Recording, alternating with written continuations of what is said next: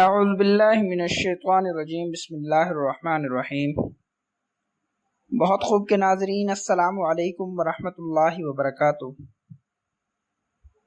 آج ہم آپ سے سیرت النبی صلی اللہ علیہ وسلم کے بارے میں بات کریں گے۔ ویسے تو ہم جیسے کم عقل اور ناقص علم والے لوگوں کی یہ اوقات نہیں کہ سرکار دو عالم صلی اللہ علیہ وسلم کی سیرت اور صورت کے بارے میں آپ کو مکمل آگاہی فراہم کر سکیں، لیکن اس کے باوجود ہم ایک چھوٹی سی کوشش اپنے ناظرین کے لیے لے کر حاضر ہوئے ہیں۔ اگر ہماری یہ کوشش آپ کو پسند آئے تو ہماری ویڈیو کو لائک اور اپنے دوستوں سے شیئر کر کے ہماری حوصلہ افزائی ضرور کیجیے گا۔ ناظرین، نبی اکرم صلی اللہ علیہ وسلم کی آمد سے پہلے یہ دنیا بالخصوص عرب تاریکیوں میں ڈوبا ہوا تھا۔ ایک طرف عرب کے امراء اور سرداروں کا وہ طبقہ جس کو دولت کے نشے نے مغرور کر رکھا تھا، اقتدار کے نشے میں کمزوروں پر ظلم کے پہاڑ توڑتے، غلاموں کے ساتھ جانوروں جیسا سلوک کرتے، امیر ہو یا غریب، غلام ہو یا سردار، ہر کوئی شراب کے نشے اور قمار بازی میں سرگرم رہتا۔ حتیٰ کہ بعض اوقات یہ لوگ اپنی بیوی بچوں کو بھی قمار بازی کی نظر کر دیتے۔ معمولی باتوں کی رنجشیں، مثلاً ایک شخص اپنے جانور کو پانی کسی دوسرے شخص کے جانور سے پہلے پلا دیتا تو ان میں لڑائی ہو جاتی، اور یہ لڑائی قبیلوں کی جنگوں میں تبدیل ہو جاتی جو کئی سال جاری رہتی۔ نتیجتاً سینکڑوں افراد ان جنگوں کی نظر ہو جاتے، ہزاروں عورتیں بیوہ اور ان کے بچے یتیم ہو جاتے۔ اسلام سے قبل جنگ و جدال کا یہ دور ایام العرب بھی کہلاتا ہے۔ ایسے ہی تجارتی قافلوں، مسافروں اور گھروں میں لوٹ مار کرنا یہاں عام سی بات تھی۔ اگر یوں کہا جائے تو غلط نہ ہوگا کہ لوٹ مار کرنا ان کے پیشے میں شامل تھا۔ اسے یہ لوگ ذریعہ معاش اور بہادری کی علامت سمجھتے تھے۔ زنا اور بدکاری اگرچہ عام نہیں تھی، لیکن کسی حد تک عوام میں رائج ہو چکی تھی۔ ناظرین، عموماً عرب معاشرے میں عورتوں کی عزت نہ ہونے کے برابر تھی۔ اگر کسی کے ہاں بیٹی کی پیدائش ہوتی تو وہ معاشرے میں اپنا منہ چھپائے پھرتا۔ حتیٰ کہ کچھ قبیلوں میں تو یہ بھی رواج تھا کہ بیٹی کے پیدا ہونے پر اسے زندہ دفن کر دیا جاتا۔ اس کے علاوہ رسم نکاح میں بھی ایک خرابی پیدا ہو چکی تھی۔ دو یا دو سے زیادہ سگی بہنوں کو ایک نکاح میں جمع کر لیا جاتا، اور بعض اوقات محرمات یعنی جن سے نکاح کرنا جائز نہیں ان سے بھی نکاح کر لیا جاتا تھا۔ جاہلیت کا یہ عالم تھا کہ باپ کے مر جانے کے بعد بڑا بیٹا اپنی ہی سوتیلی ماں سے نکاح کر لیتا، جو اسے اپنے باپ کی طرف سے وراثت میں ملتی تھی۔ ماں، بہن، بیٹی کا وراثت میں کوئی حصہ نہیں تھا، حلال اور حرام کا کوئی تصور نہیں تھا۔ ناظرین، سماجی زندگی کی طرح عربوں کی مذہبی زندگی میں بھی بہت سی خرابیاں پیدا ہو چکی تھیں۔ دین ابراہیمی کی تعلیمات تقریباً ختم ہو چکی تھیں۔ اگرچہ کچھ تعلیمات باقی تو تھیں، لیکن ان میں بھی بدعت شامل ہو چکی تھی۔ بہت سے لوگوں کا خیال تھا کہ جو بھی زندگی ہے بس یہی ہے، ہم جیتے ہیں اور مر جاتے ہیں، نہ تو انسان کو کوئی پیدا کرنے والا ہے اور نہ ہی ان کو مارنے والا ہے۔ جبکہ کچھ لوگوں کے مطابق خدا کا تصور تو تھا، لیکن وہ آخرت اور سزا و جزا کے منکر تھے۔ بعض لوگ سزا و جزا کے بھی قائل تھے، لیکن نبوت کے منکر تھے۔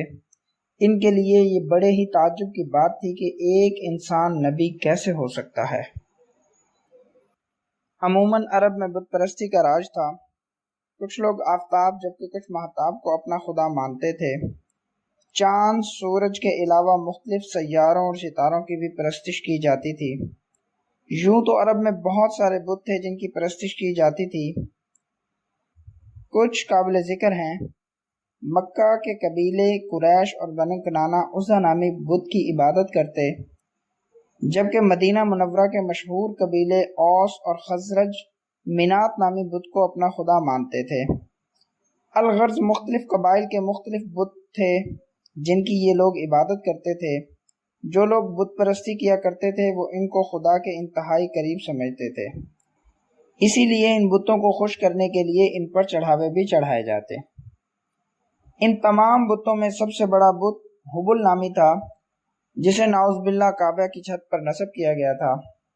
کسی بھی مشکل گھڑی میں یہ لوگ اس بت کے سامنے اپنے حال احوال بتاتے اور اس سے مدد مانگتے۔ کہا جاتا ہے عرب میں بت پرستی کی ابتدا عمر بن لوہی نے کی۔ ایک دفعہ وہ شام کے کسی شہر گیا جہاں اس نے لوگوں کو بتوں کو پوجتے دیکھا۔ جب اس نے وہاں کے لوگوں سے پوچھا کہ یہ تم کیا کر رہے ہو، تو لوگوں نے اسے کہا یہی تو ہمارے حاجت روا ہیں، یہ وہی تو ہیں جو قحط سالی میں پانی برساتے ہیں جبکہ ہمیں لڑائیوں میں بھی فتح دلواتے ہیں۔ عمر نے وہاں سے چند بت لیے اور انہیں بیت اللہ کے آس پاس رکھ دیا۔ چونکہ کعبہ عرب کا مرکز تھا اور سب حج کرنے وہاں آیا کرتے تھے، لہٰذا آہستہ آہستہ یہ رسم قبائل میں پروان چڑھتی گئی۔ یوں کعبے میں ہر دن ایک نئے بت کی پوجا ہونے لگی۔ اس طرح کعبہ میں کل 360 بت رکھے گئے۔ عرب کے لوگ تقریباً بت پرست ہو چکے تھے، لیکن ان میں یہ اعتقاد کبھی نہیں گیا کہ اصلی خدا کوئی اور ہے اور وہی ہر چیز کا خالق و مالک ہے۔ اس خالق اکبر کو وہ اللہ کہا کرتے تھے۔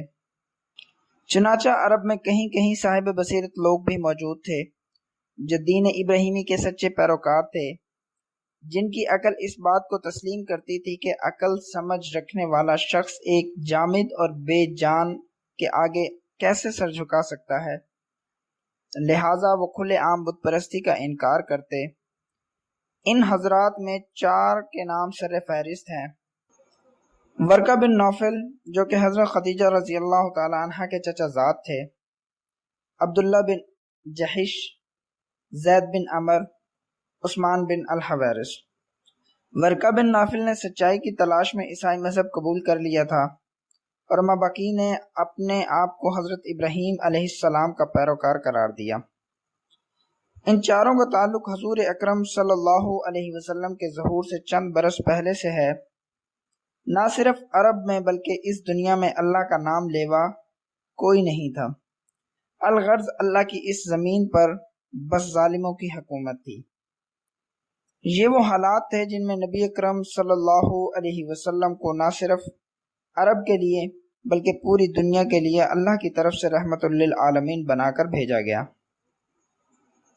لیکن دوستو، ویڈیو چونکہ کافی لمبی ہو چکی ہے، آپ کے قیمتی وقت کی اہمیت کو مد نظر رکھتے ہوئے ہم اس کا اختتام یہیں کرتے ہیں۔ اگر آپ کو ہماری یہ کاوش یہاں تک پسند آئی ہو تو کمنٹ باکس میں اپنی قیمتی رائے کا اظہار ضرور کریں۔ انشاءاللہ کل دوبارہ ملاقات ہوگی اسی ویڈیو کے دوسرے حصے کے ساتھ۔ تب تک کے لیے اپنا، اپنے رشتہ داروں اور دوستوں اور گرد و نواح کے لوگوں کا بہت سارا خیال رکھیے گا۔ اجازت دیجیے، اللہ حافظ۔